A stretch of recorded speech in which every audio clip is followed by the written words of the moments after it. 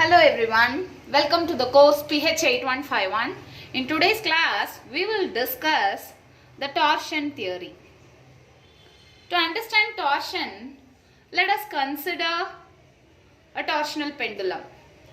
A torsional pendulum consists of a wire which is rigidly supported at one end and is attached to a disc at the other end. When this disc is given a torque toe,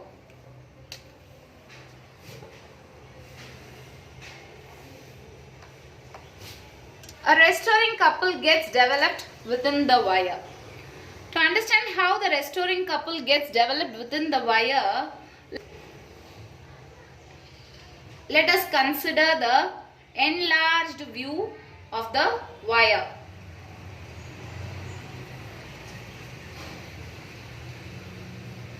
The wire is of length L and radius R. Let eta be the rigidity modulus of the material of the wire.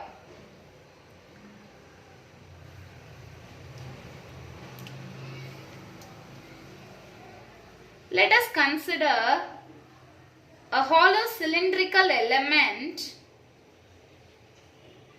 within the wire to analyze the elemental torque getting developed due to the applied torque. So, let us consider the enlarged view of the hollow cylindrical element. Okay, this is the enlarged view of the hollow cylindrical element of length L. The radius of this cylindrical element is x and its thickness is dx. So, the area of cross section would be 2 pi x. So, this is the center, this is x, 2 pi x dx would be the area of cross section. So, if this were the axis of this hollow cylindrical element, and if you consider a vertical section like this, on applying a torque toe, this vertical section gets sheared by an angle phi. This length would be equal to L phi, but it is also equal to the twist angle theta times x, because this is twisted through an angle theta. So, when the disc is twisted through an angle theta, the vertical section is also twisted through an angle theta at that end of the wire. So, L phi will be equal to x theta. So, the shear strain in the element phi will be x theta by L. The elemental shear stress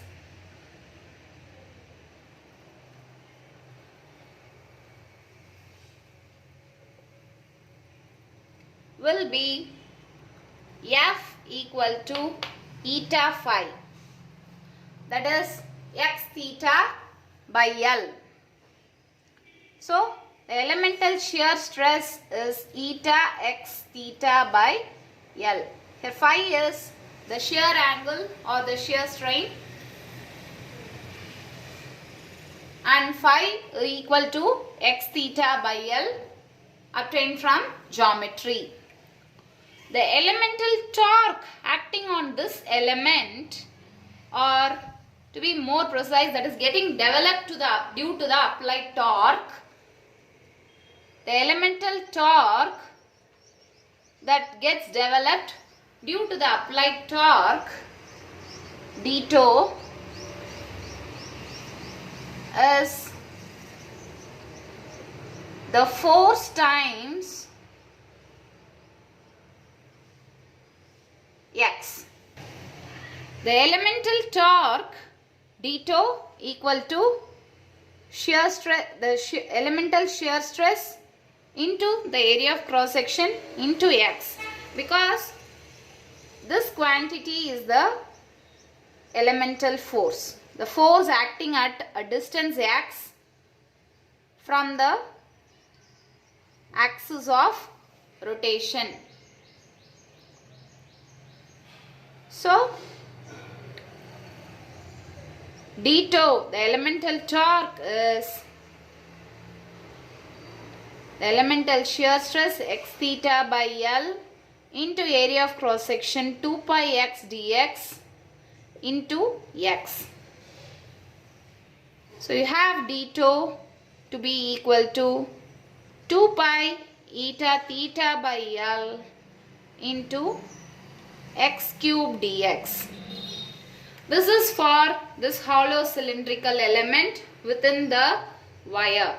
So for the entire wire, the torque developed or the restoring torque would be tau equal to integral 0 to r d tau for the wire as a whole. So it turns out to be 2 pi eta theta by L integral 0 to r x cube dx. That becomes pi eta theta r power 4 by 2L.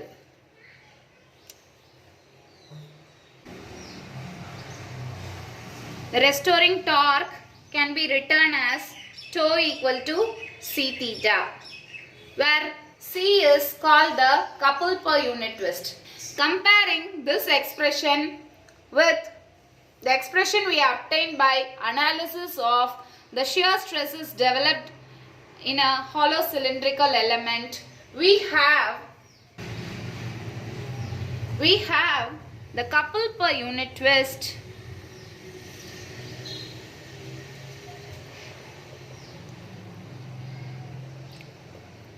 C equal to pi eta r power 4 by 2L. So we have derived an expression for couple per unit twist based on the analysis of the shear stresses developed within the wire. So now, when the disc is displaced from its mean position, say theta equal to 0, to a position theta m, by applying a torque tau, what happens? Energy gets stored in the wire as elastic potential energy. The elastic potential energy is maximum at this position, whereas kinetic energy is 0 at theta m, the maximum displacement. It is the amplitude of the torsional oscillation. What is torsional oscillation? Once we apply a torque and we let our hand go, the disc begins to oscillate to and fro about the mean position between theta m and minus theta m, provided the damping forces are negligible. Okay, this to and fro motion about the mean position theta equal to 0 is called as torsional oscillations.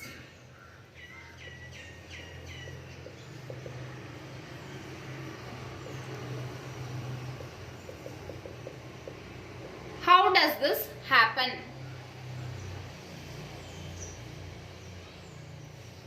It is because of the interchange of the elastic potential energy stored in the wire and the kinetic energy of the disc. Because at the extreme position, the kinetic energy of the disc is 0. But Once we take our hand off, the disc begins to move, and at the mean position the kinetic energy is maximum, whereas potential energy stored in the wire becomes zero because the wire is relaxed now. It is not under shear forces, okay, when it is at mean position. But since the kinetic energy is maximum, that is velocity gained in this direction is maximum, here in this case the angular velocity, so the disc begins to move in this direction till the position minus theta m is reached, till the angular displacement becomes minus theta m. So here again the potential energy is maximum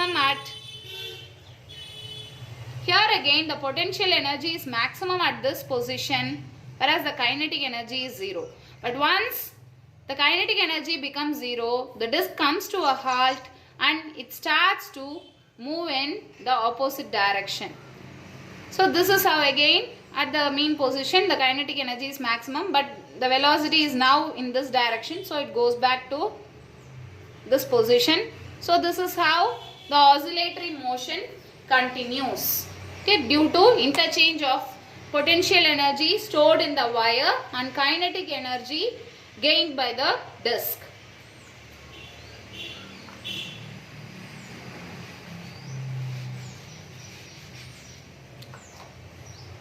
So the inertial torque I alpha will be equal to minus c theta. This is the equation of motion for the angular harmonic oscillator.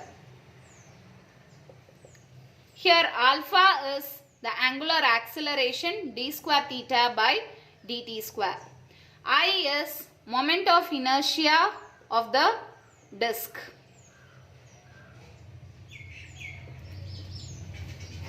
So you have d square theta by dt square equal to minus c by I theta. Compare this with the expression for a simple harmonic oscillator, d square x by dt square equal to minus omega square x. So in case of torsional pendulum, omega will be root of c by I, and the time period of oscillation, time taken for one complete oscillation, that is time taken for the disc to move from maximum amplitude theta m to the mean position to the left extreme minus theta m, and then again to the mean position, and then back to the right extreme plus theta m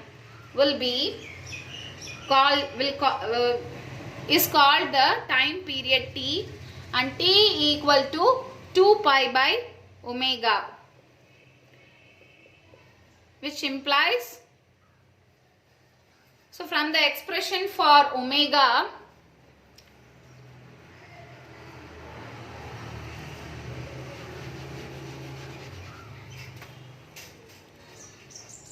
time period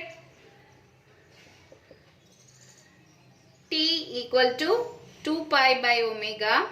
Since omega is root of c by I, t will be 2 pi root of I by c.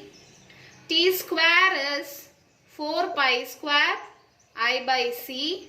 But we have c equal to pi eta r power 4 by 2l.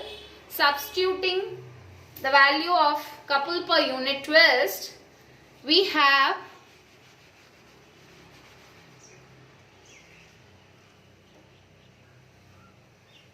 t square equal to 8 pi IL by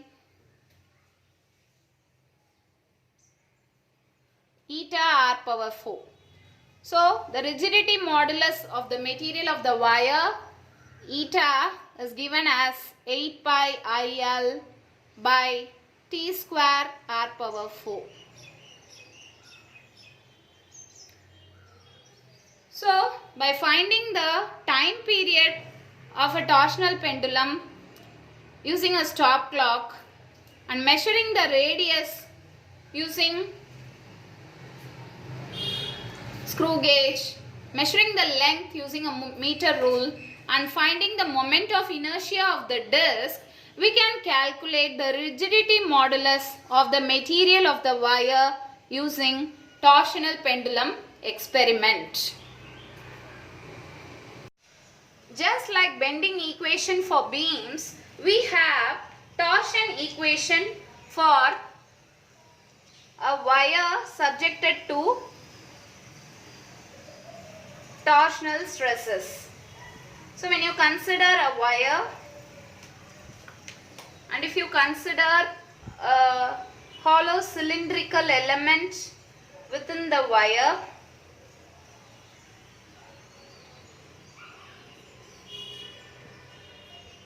if you consider the enlarged view of this hollow cylindrical element,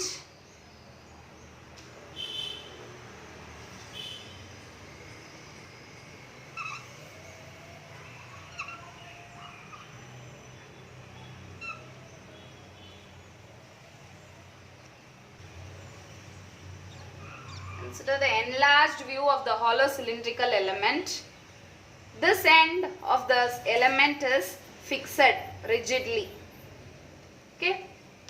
A torque toe is applied to the other end. If you consider a vertical section of the wire, it remains vertical as long as the torque is 0. But when a torque toe is applied, the vertical section is twisted through an angle theta at this end. Okay. So x is the radius, dx is the thickness of this hollow cylindrical element. The shear strain is phi.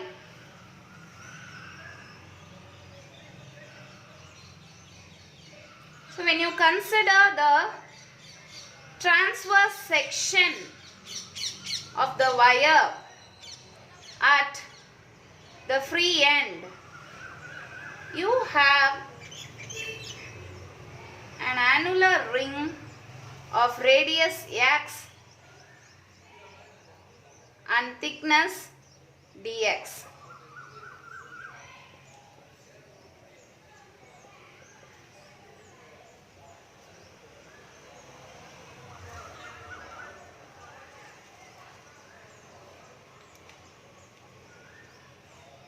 So torque is acting on this direction, which means there is a tangential force acting at every point of this annular ring. So opposing this tangential force, shear stresses are set up in the opposite direction. The shear stress is given by the elemental force by the elemental area. So the torque, elemental torque developed to restore the material. So there will be a twist of angle theta due to application of this torque. The elemental torque developed to restore the material would be shear stress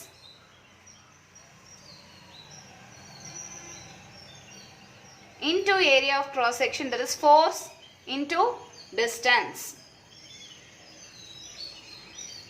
The elemental area here is 2 pi x dx.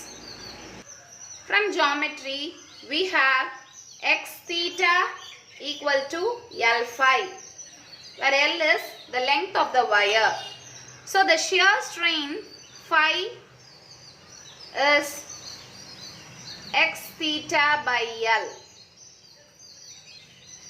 The shear stress is rigidity modulus times the shear strain, which turns out to be eta x theta by L.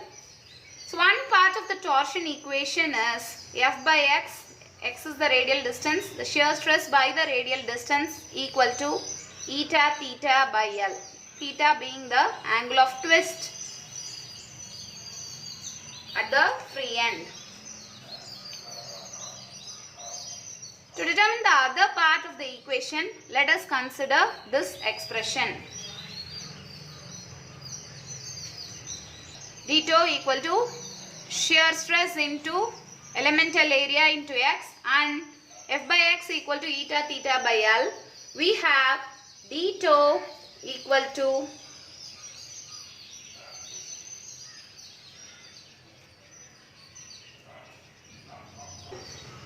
eta theta by L dA x square. So the net torque developed would be eta theta by L summation dA x square. This quantity summation dA x square is called the polar moment of inertia. The polar moment of inertia J is summation dA x square. Substituting this value here, you have F by x equal to eta theta by L equal to tau by J. This is known as the torsion equation. Just like bending equation, we have a torsion equation.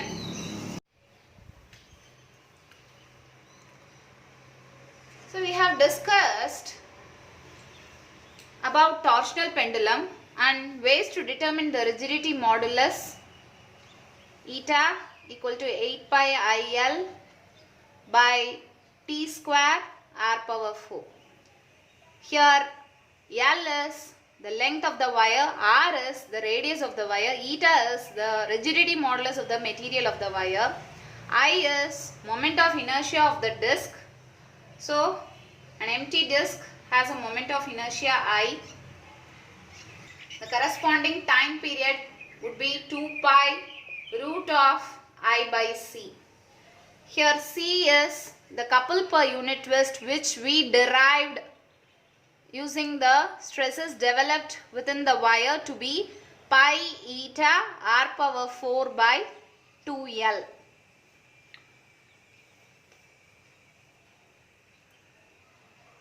In case of torsional pendulum,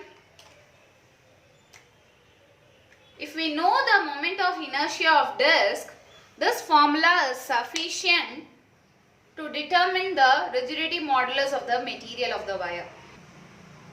Suppose the disc is not a uniform disc, because usually if it was a thin annular disc, then I will be mr square by 2. But if the disc has a finite thickness or if it is irregular, then I cannot be determined using this formula. Okay? We don't know what is I. So if I is unknown, we cannot use the torsional pendulum formula.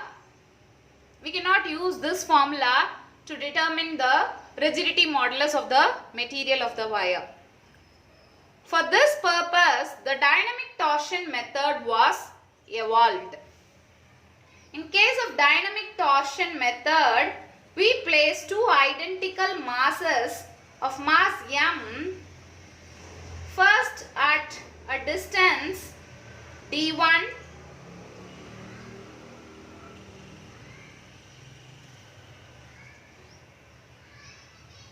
from the axis of rotation, and in that case the moment of inertia becomes I, the moment of inertia of the disc, plus 2m d1 square, and the time period is given as t1 equal to 2 pi root of I1 by C. C remains same because C is the couple per unit twist of the wire.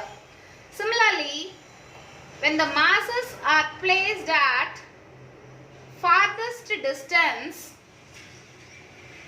say D2, from the axis of rotation, then I2 will be the moment of inertia, which is I plus 2m d2 square, and the time period now would be t2 equal to 2 pi root of I2 by c. In either case, we can find the time period of oscillation using a stop clock.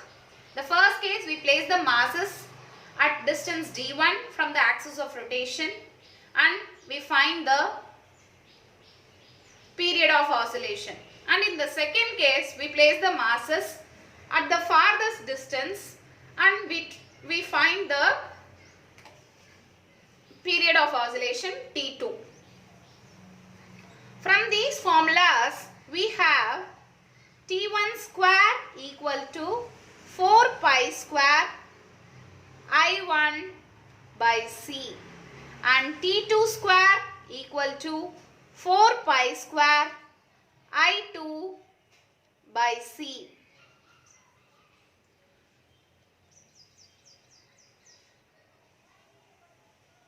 Since the moment of inertia when masses are at the farthest distance is greater than that at the nearest distance, T2 will be greater than T1.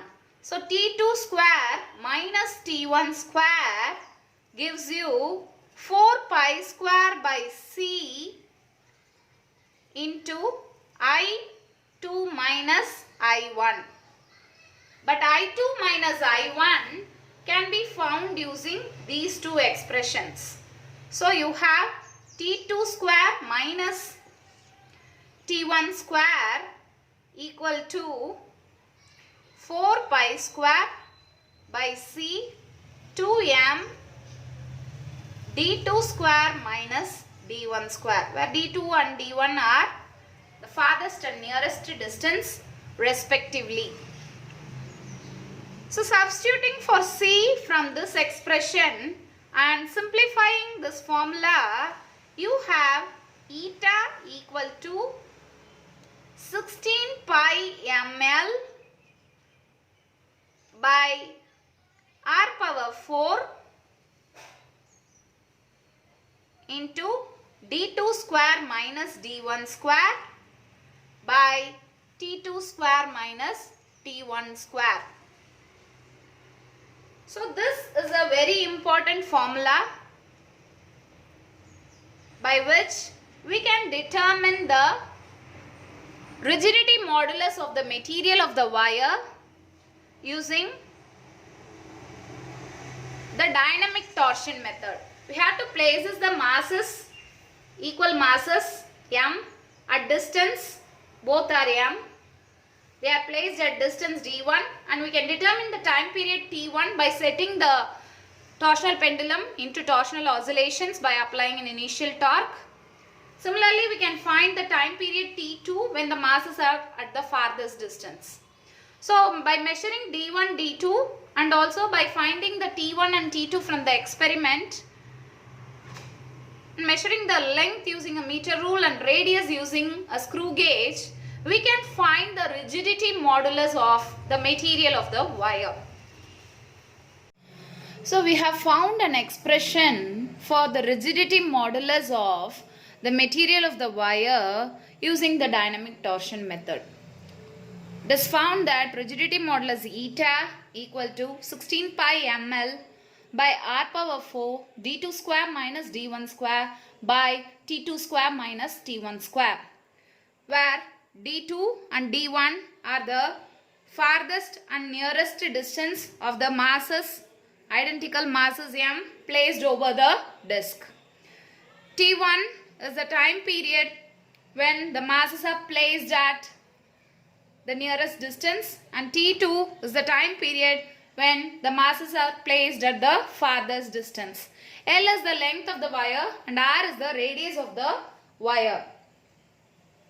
Recall that rigidity modulus is also 8 pi IL by T square R power 4, where T is the time period when the disk is set to oscillation without masses.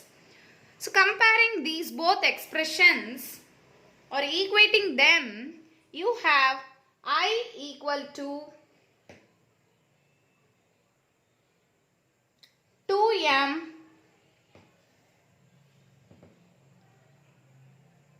by T2 square minus T1 square into D2 square minus D1 square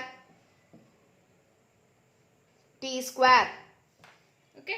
So we can determine the moment of inertia of the disk also based on the dynamic torsion method.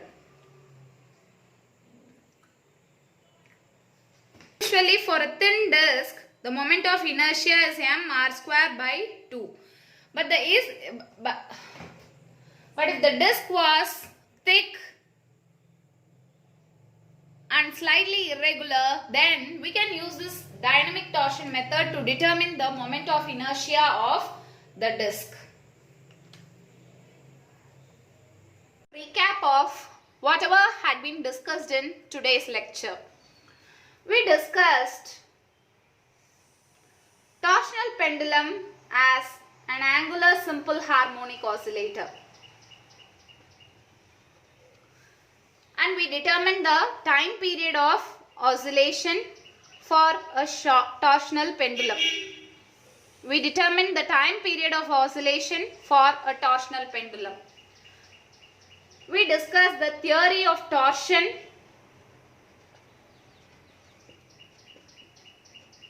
by means of which we determine the expression for couple per unit twist and a method to find the rigidity modulus of the material of the wire.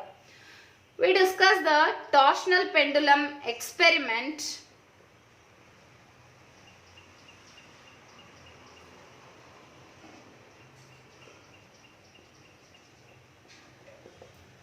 and also discussed the dynamic torsion method to determine the rigidity modulus of the wire as well as the moment of inertia of an irregular object.